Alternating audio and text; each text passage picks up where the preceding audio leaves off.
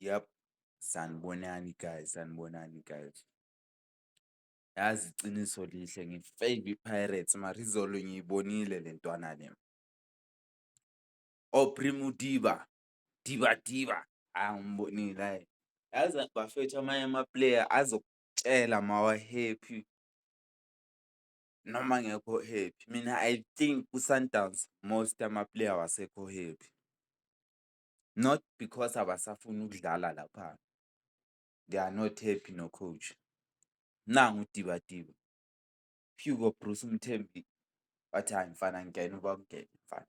Hhayi izolo mfana bekashisa uDiba. Yabo le form yama-player we-Sundowns ne, mina sengicala ukubona ukuthi ama-player just awamfuni no-coach lapha. This is the same lo bekumazi kuno-Rhulani Mokwena. This is the same Aubrey bengimazi ku-SuperSport United. But magigcoka ijezi le-Sundowns noMkwena, you can tell there's something not right mfethu.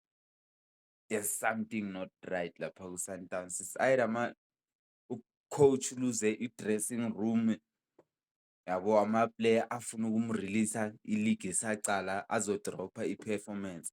Same as uMancoba. Ama-player we-Sundowns the time angasamfuni adrophe i-performance kancane. It was first 10 games or first 5 games yesizini. Hhayi mfethu izolo hhayi Aubrey Modiba winja kakhulu boy, winja kakhulu boy. Hhayi. Yo,